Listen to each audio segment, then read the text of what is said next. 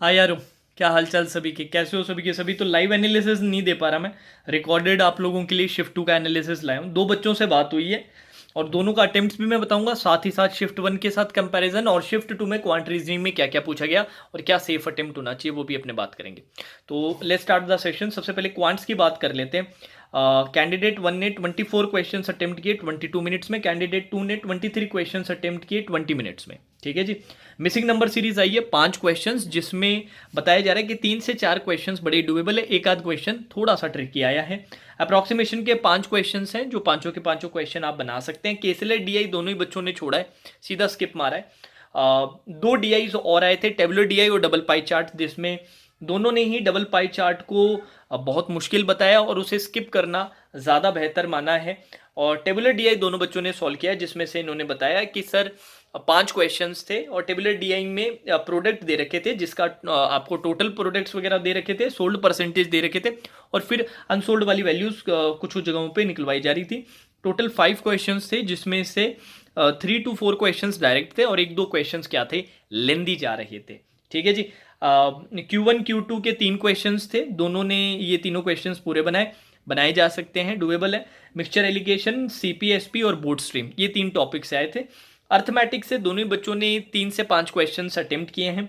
Pipe cistern, time and work, profit loss, SI CI और mensuration से पूछा गया। ऑल इन ऑल काफी सिमिलर टू शिफ्ट 1 मेरे को लग रहा है, except for the missing number series. Shift 1 में मिसिंग नंबर सीरीज ट्रिकी था, डिफिकल्ट था, पैटर्न आइडेंटिफिकेशन मुश्किल था, टाइम खराब कर रहा था, बट यहाँ पर ऐसा सिनेरियो नहीं दिखा, तो ये मुझे एक फर्क लगा। बाकी केसलेट डीआई यहाँ पर भी परेशान किया, यहाँ पर भी जो डबल पाई चार्ट एक डीआई परेशान करने वाला था जो बच्चों ने स्किप किया है। तो ये मिसिंग नंबर सीरीज के अपने सवाल छोड़ दें तो बाकी क्वांट से काफ़ी सिमिलर है, जिसके कारण अटेम्प्ट में भी आपको फर्क दिख रहा होगा कि 3 एक क्वेश्चंस का फर्क आ रहा है। तो 3 क्वेश्चंस का फर्क यहाँ पे मिसिंग नंबर पे मोस्ट प्रोबेबली पड़ सकता है, 2 से 3 क्वेश्चंस का। रीजनिंग पे आ जाते हैं। रीजनिंग पे कैंडिडेट 1 ने 36 क्वेश्चंस अटेम्प्ट किए हैं 22 मिनट में, कैंडिडेट 2 ने 39 क्वेश्चन अटेम्प्ट किए हैं 25 मिनट्स में। ठीक है। अनसर्टेन लीनियर रो, दोनों को ही अनसर्टेन लीनियर रो बड़ा ही डुएबल और इजी लगा और एक ही गो में कंप्लीट हो रहा था, 2 मिनट तक आप आराम से बना पा रहे थे। आंसर आ रहा था 13 पर्सन 1313। नेक्स्ट आया इनका सिंगल लीनियर रो वाला, जिसमें 10 लोगों को बिठाना, ऑल फेसिंग नॉर्थ। इसमें आप 2 केसेस स्टैंडर्ड बना के चीज़ें कंप्लीट कर सकते थे। ये भी बड़ा ही डुएबल सेट था जो 2 से सवा 2 मिनट में आप कंप्लीट कर सकते थे।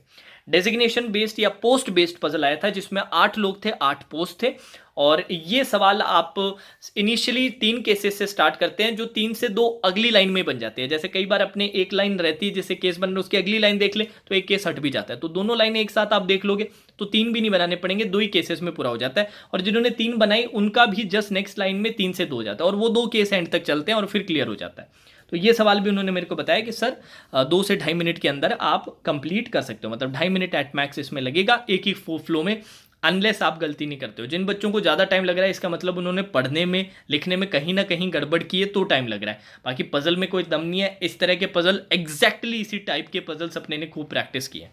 अच्छा जी। सर्कुलर अरेंजमेंट, 8 लोगों को बिठाना है सर्कुलर टेबल में। इनसाइड फेसिंग वाले लोगों की जो वैल्यू है वो ज़्यादा है आउटसाइड फेसिंग वालों से, ये बताया गया था। इसमें स्टैंडर्ड 2 केसेस बने थे और ये भी सवा 2-2.5 मिनट के अंदर आप आराम से कंप्लीट कर पा रहे थे विदाउट क्वेश्चंस। मैं बता रहा हूँ ये सारी चीज़ें। अब जो लेंदी पजल था जिसमें सबसे ज़्यादा समय लगा, जो टाइम टेकिंग, जो एक सेट जो मैं आपसे कहता हूँ कि जितने भी सेट्स पूछे जाएँ, जैसे 4 पूछे जाएँ, 5 पूछे जाएँ, उनमें से एक सेट हमेशा टाइम टेकिंग हुआ, बाकी सारे अपनी रेंज वाले होंगे।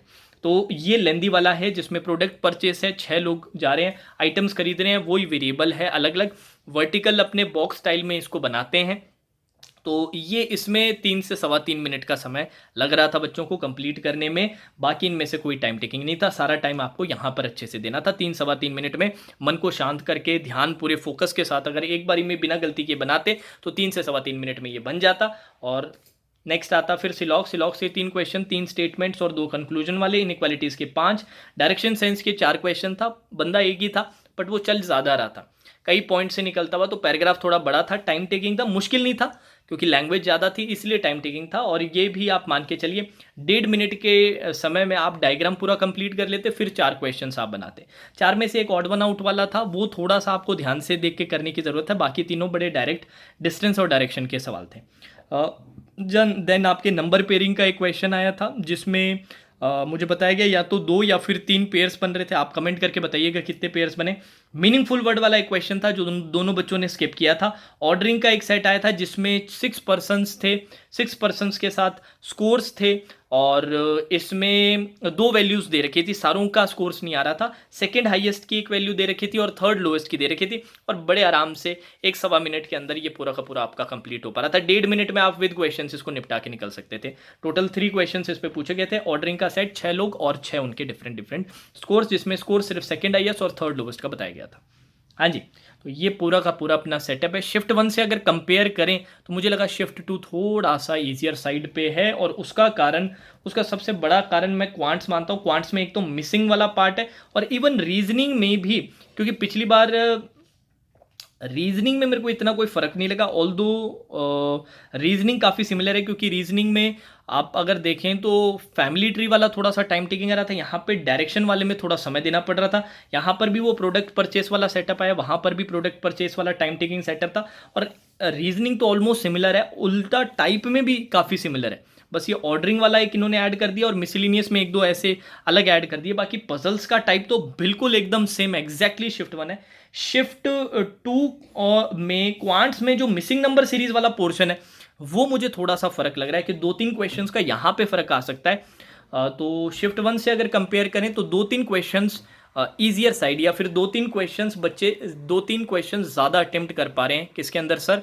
आपके डेफिनेटली क्वांट्स के अंदर। बट इसका इम्पैक्ट फिर नेक्स्ट सब्जेक्ट में या बाकी सब्जेक्ट्स में भी हो जाता है। कई बार साइकोलॉजिकली अगर आप अच्छा अटेम्प्ट कर पाते हो तो वो हेल्प करता है और नहीं कर पाते तो वो थोड़ा ख़राब भी करता है।